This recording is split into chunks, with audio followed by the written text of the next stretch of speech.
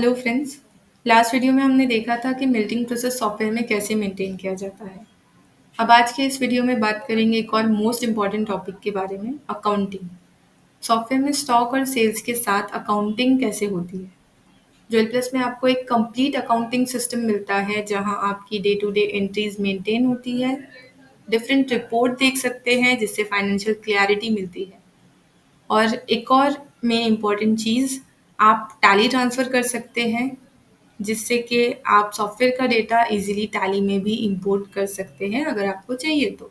Account report में purchase register, sales return register, purchase return register, ये भी accounting में आते हैं। ये मैंने आपको पिछले वीडियोस में एक्सप्लेन किया है। तो हम शुरू करते हैं सेल परचेज समरी इस रिपोर्ट से। ये देखिए, इस रिपोर्ट में आपको टाइम पीरियड सेलेक्ट करना होता है कि किस टाइम पीरियड का डेटा आप देखना चाहते हैं। 1 मंथ का, 1 साल का, 6 महीने का, 2 महीने का, जितने भी महीने का आपको डेटा देखना है वो टाइम पीरियड सेलेक्ट करना होता है। रिफ्रेश किया, ये देखिए, ये आपको इस तरह से दिखाई देता है। परचेज आरडी, परचेज यूआरडी का डेटा, उसी तरह ऑर्डर बुकिंग का डेटा, ऑर्डर का डेटा, सेल का डेटा। तो बेसिकली इस रिपोर्ट से आपको ये पता चलता है कि आपका प्रॉफिट मार्जिन कितना है, प्रॉफिट या लॉस मार्जिन कितना है। ये देखिए, इसमें सेल, परचेस एंड ऑर्डर का तीनों का टोटल होके जो टोटल परचेस वेट है इतना है। एवरेज रेट देखिए, सेल का जो टोटल वेट है वो इतना है, अगर उसका एवरेज रेट देखा जाए तो इतना है। इसके हिसाब से प्रॉफिट मार्जिन इतना हो रहा है। अब फाइन वेट के हिसाब से भी देख सकते हैं आप कि फाइन वेट कितना परचेज किया, उस पे एवरेज रेट कितना लगा फाइन वेट का। ये देखिए, उसी तरह सेल का और फाइन वेट पे प्रॉफिट मार्जिन। तो इस तरह से ये रिपोर्ट आप यूज़ करते हैं। यहाँ पे ईयरली समरी दी गई है, ये समरी भी आप देख सकते हैं। अब इसी में अकाउंट रिपोर्ट में डे बुक की बात करते हैं। ये देखिए, डे बुक में आपको दिन भर के सारे ट्रांजैक्शंस देखने को मिलते हैं, चाहे वो सेल ट्रांजैक्शन हो, परचेज ट्रांजैक्शन हो, कोई भी डेबिट या क्रेडिट ट्रांजैक्शन, सभी यहाँ पे आपको देखने मिलते हैं डे वाइज। ये देखिए, किस डेट का ये आप डेटा देख रहे हैं। तो ये आज की डेट है और यहाँ पे जितने भी आज के ट्रांजैक्शन हैं आपको कुछ इस तरह से वो देखने को मिलेंगे। अब इस रिपोर्ट में आपको आज की क्लोजिंग कैश दिखाई देती है। ये देखिए, क्लोजिंग बैलेंस कितना है। आपको जितने भी कैश बिल है वो एक साथ देखने हैं। अब देखिए, ये जो डे बुक होता है बहुत लॉन्ग हो जाता है, जितना आपके यहाँ पे सेल है, जितने ट्रांजैक्शन हुए उस हिसाब से। तो कुछ लोग क्या करते हैं कि जितने भी कैश ट्रांजैक्शन हैं एक साथ देखना चाहते हैं। तो ऑप्शन दिया गया है show cash bill in total. तो नंबर्स दिखाई देते हैं कैश बिल के, टोटल अमाउंट एक साथ, टोटल वेट एक साथ। उसी तरह समरी दी गई है।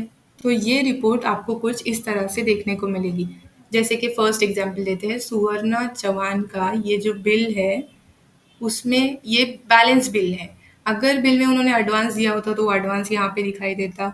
जो एडवांस स्कीम के कस्टमर्स होते हैं, बिल बना लेकिन एडवांस स्कीम का बिल बना, रिडीम कर ली वो एडवांस स्कीम, तो यहाँ पे वो अमाउंट दिखाई देता। ट्रांजैक्शन क्रेडिट, ट्रांजैक्शन डेबिट, जो भी कैश एंड बैंक के ट्रांजैक्शन है, जैसे कि देखिए, ये जो सन्ड्री क्रेडिटर को पेमेंट दिया आपने, तो यहाँ पे दिखाई दे रहा है वो ट्रांजैक्शन। परचेस यूआरडी का कितना अमाउंट है, परचेस आरडी का, एक्सपेंस का, परचेस एक्सपेंस का, उसी तरह सेल रिटर्न का कितना अमाउंट है, परचेस रिटर्न का कितना अमाउंट है। इस तरह से आपको ये समरी देखने मिलती है और ये बहुत ही काम की रिपोर्ट है। तो ये हमने डे बुक देखा। उसी तरह अकाउंट रिपोर्ट में बैंक बुक का ऑप्शन है। इस रिपोर्ट में भी आपको टाइम पीरियड सेलेक्ट करना है कि किस टाइम पीरियड का आप डेटा देखना चाहते हैं। तो ये टाइम पीरियड सेलेक्ट किया, ये देखिए डेटा आया है, इस बैंक से जितने ट्रांजैक्शन हुए हैं ये उसका डेटा है। उसी तरह अगर आपकी मल्टीपल बैंक्स हैं तो आप वो सेलेक्ट करके डेटा देख सकते हैं। यहाँ पे आपको ऑप्शंस दिए गए हैं। डू रिकन्सिलेशन, बैंक स्टेटमेंट, यहाँ से आप रिकन्सिलेशन कर सकते हैं, बैंक रिकन्सिलेशन। ये देखिए, फॉर एग्जांपल ये जो बिल है, ये वाला जो ट्रांजैक्शन है ये इसका डेट है आज का, आज क्लियर हुआ ये। तो यहाँ पे हमने ये डेट एंटर कर दी। इस तरह से हम बैंक रिकन्सिलेशन करते हैं। अगर ये सेम डेट यहाँ पे भी चाहिए, ये वाला जो चेक है ये भी आज की डेट पे ही क्लियर हुआ, तो यहाँ पे आपको क्लिक करना है। ऊपर डेट एंटर की है वही इसमें भी आ जाएगी। इस तरह से ये वर्क करता है एंड आपको सेव नहीं करना है इसको, ये ऑटोमेटिकली अपडेट हो जाता है। अब देखिए, आप बैंक स्टेटमेंट देखेंगे तो ये हमने देखी बैंक बुक। उसी तरह अकाउंट रिपोर्ट में कैश बुक का भी ऑप्शन दिया गया है। यहाँ पे आपको सभी कैश ट्रांजैक्शंस दिखाई देते हैं। और रिपोर्ट्स की बात करें तो आपको दी गई है ट्रांजैक्शन में टीडीएस रिटर्न। यहाँ जब आप टीडीएस रिटर्न फाइल करते हो तो आप क्या करते हो, एक्सेल में मैनुअली काम करते हो, लेकिन हमारे सॉफ्टवेयर में आपको टीडीएस रिटर्न का ऑप्शन सॉफ्टवेयर में ही दिया गया है। यहीं पे आप वो काम कर सकते हैं। ये देखिए, इस तरह से कुछ ये स्क्रीन दिखाई देती है आपको। आपको डेटा फेच करने के लिए फेच डेटा पे क्लिक करना है। एक्चुअली टीडीएस रिटर्न का हमने डिटेल वीडियो भी बनाया हुआ है कि किस तरह से ये स्क्रीन काम करती है। आप वो डिटेल वीडियो देख सकते हैं। और रिपोर्ट्स की बात करें तो अकाउंट रिपोर्ट में वैट एंड जीएसटी रजिस्टर है। तो ये है वैट एंड जीएसटी रजिस्टर की स्क्रीन।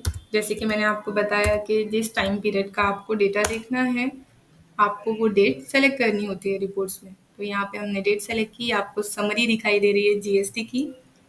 साथ ही में यहाँ पे आपको जीएसटी R1 का डेटा, इतनी रिपोर्ट्स दी गई है, जिसमें सेल एचएसएन समरी, उसी तरह जीएसटी R2 का डेटा, उसमें इतनी रिपोर्ट्स दी गई है। ई इनवॉइसिंग कर सकते हैं आप यहाँ से। ये देखिए, ये आपको ई इनवॉइसिंग का डेटा दिखाई दे रहा है। आप यहाँ से जीएसटी R2B रिकन्सिलेशन कर सकते हैं। वैट एंड जीएसटी रजिस्टर के बारे में भी डिटेल वीडियो है। आप वो वीडियो देखिए, आपको हर स्क्रीन का मतलब समझ में आएगा। उसी तरह फाइनेंशियल रिपोर्ट में trial balance, trading account, profit and loss, balance sheet, जो टैली का बताया, डेटा कन्वर्जन इन टैली, यहाँ से हम वो फाइल्स एक्सपोर्ट करते हैं। तो ट्रायल बैलेंस जो है, ये देखिए, ये है हमारी ट्रायल बैलेंस की स्क्रीन। हम टाइम पीरियड एंटर करते हैं कि किस टाइम पीरियड का डेटा देखना है और ये रिपोर्ट रिफ्रेश करते हैं। ये देखो, ये आपको ट्रायल बैलेंस देखने को मिल रहा है। अगर ओपनिंग में कुछ डिफरेंस होता है तो यहाँ पे आपको डिफरेंस अमाउंट दिखाई देता है। ट्रांजैक्शन में कुछ डिफरेंस होता है तो यहाँ पे दिखाई देता है वो। क्लोजिंग में कुछ डिफरेंस होगा, यानी कि ओपनिंग या फिर ट्रांजैक्शन में कुछ डिफरेंस आया है, तो हम एक बार रिकैलकुलेट कर लेते हैं डेटा और ये डिफरेंस हमारा हट जाता है। अगर किसी भी ट्रांजैक्शन में कोई इश्यू होगा तो हमें नोटिफाई होता है कि आपका ये ट्रांजैक्शन, उसमें कुछ इश्यू है, तो हम वो सॉल्व करते हैं। अगर ट्रायल बैलेंस में कुछ डिफरेंस है तो हम एक बार रिकैलकुलेट कर लेंगे और ये डिफरेंस क्लियर कर देंगे। Recalculate account balance. Account balance recalculate होने के बाद ये हमने रिफ्रेश किया और ये देखिए, अब आपको वो डिफरेंस नहीं दिखाई देगा। अगर फिर भी दिखाई दे रहा है तो यहाँ पे नोटिफाई होता है कि किस ट्रांजैक्शन में प्रॉब्लम है। तो ट्रायल बैलेंस क्लियर है। फाइनेंशियल रिपोर्ट में अगला होता है ट्रेडिंग अकाउंट। यहाँ पे हमें क्लोजिंग स्टॉक अपडेट करना होता है। यहाँ पे रिफ्रेश करना है और ये क्लोजिंग स्टॉक अपडेट करने की स्क्रीन आती है हमारे सामने। अब ये जो क्लोजिंग स्टॉक है ये कहाँ से अपडेट करते हैं, आपको कहाँ पे दिखाई देगा ये क्लोजिंग स्टॉक? आप मैनुअली भी अपडेट कर सकते हैं, लेकिन ऑप्शन है सॉफ्टवेयर में इसका भी। तो देखिए, आपने अभी हमने क्लोजिंग स्टॉक अपडेट नहीं किया इसलिए ये दिखाई दे रहा है इस तरह से। देखिए, ग्रॉस लॉस दिखाई दे रहा है। तो क्लोजिंग स्टॉक जो अपडेट करने का ऑप्शन है, मतलब जो शॉर्टकट आप यूज़ कर सकते हैं या फिर आपका काम आसान कर सकते हैं। वैसे तो आप मैनुअली भी एंटर कर सकते हैं। स्टॉक ट्रेडिंग अकाउंट में देखिए, स्टॉक रिपोर्ट में स्टॉक ट्रेडिंग अकाउंट, यहाँ पे आपको आना है और रिफ्रेश करना है इस रिपोर्ट में। ये आपको एक साथ पहले तो सभी मेटल का डेटा देखने को मिलता है यहाँ पे। ये आप क्लोजिंग स्टॉक मैनुअली भी लिख के ट्रेडिंग अकाउंट में डाल सकते हैं, लेकिन आपको ऑप्शन दिया गया है सेलेक्ट मेटल करना है किस मेटल का आपको क्लोजिंग स्टॉक अपडेट करना है ट्रेडिंग अकाउंट में। वो मेटल सेलेक्ट किया, यहाँ पे देखिए ऑप्शन है update closing stock in trading account, इस पर क्लिक किया हमने। इस तरह से ये स्टॉक आता है, इसको यस करना है एंड ये अपडेट हो चुका है। आप देखना चाहते हैं इसी तरह से देखिए आपको सभी मेटल का स्टॉक अपडेट करना होता है, जो सिर्फ फिक्स प्राइस आइटम यानी कि जो वेट बेस्ड आइटम नहीं होते हैं उनका स्टॉक हम सिर्फ मैनुअली अपडेट करते हैं। बाकी जो भी वेट बेस्ड आइटम है, प्लैटिनम, सिल्वर, गोल्ड, इसका इस ऑप्शन से अपडेट कर सकते हैं इन इन ऑर्नामेंट्स का स्टॉक। तो फाइनेंशियल रिपोर्ट में ट्रेडिंग अकाउंट, यहाँ पे हमने रिफ्रेश किया, ये देखिए ये स्टॉक यहाँ पे अपडेट हुआ, आपको मैनुअली एंटर करने की ज़रूरत ही नहीं पड़ी। तो यहाँ पे आप देख सकते हैं कि आपका प्रॉफिट आया है, ग्रॉस प्रॉफिट या ग्रॉस लॉस। तो प्रॉफिट आया है। इसके बाद नेक्स्ट रिपोर्ट है फाइनेंशियल रिपोर्ट में पीएनएल, जो भी एक्सपेंसेस होंगे वो माइनस होके हमारा नेट प्रॉफिट आएगा। ये देखो नेट प्रॉफिट कितना है। अब जो नेक्स्ट रिपोर्ट है फाइनेंशियल रिपोर्ट में बैलेंस शीट।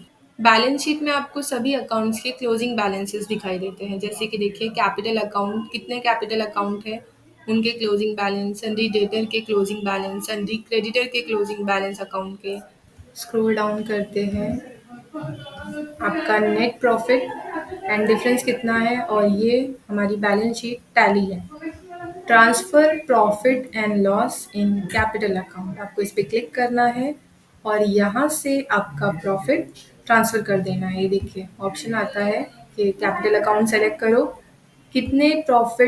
कितना परसेंट प्रॉफिट इस अकाउंट को ट्रांसफ़र करना है। यहाँ पे वो परसेंट एंटर करना होता है और उतना अमाउंट यहाँ पे ऑटोमेटिकली आ जाता है अगर शेयर करना है प्रॉफिट। तो दूसरा अकाउंट फॉर एग्जांपल ये अकाउंट सेलेक्ट किया एंड इनका 50% प्रॉफिट है एंड इनका भी 50% प्रॉफिट है। इस तरह से आपने ये सेलेक्ट किया तो 50-50% प्रॉफिट डिवाइड हो गया, ये ओके किया। तो इस तरह से हम profit and loss capital account को यहाँ से ट्रांसफ़र भी कर सकते हैं।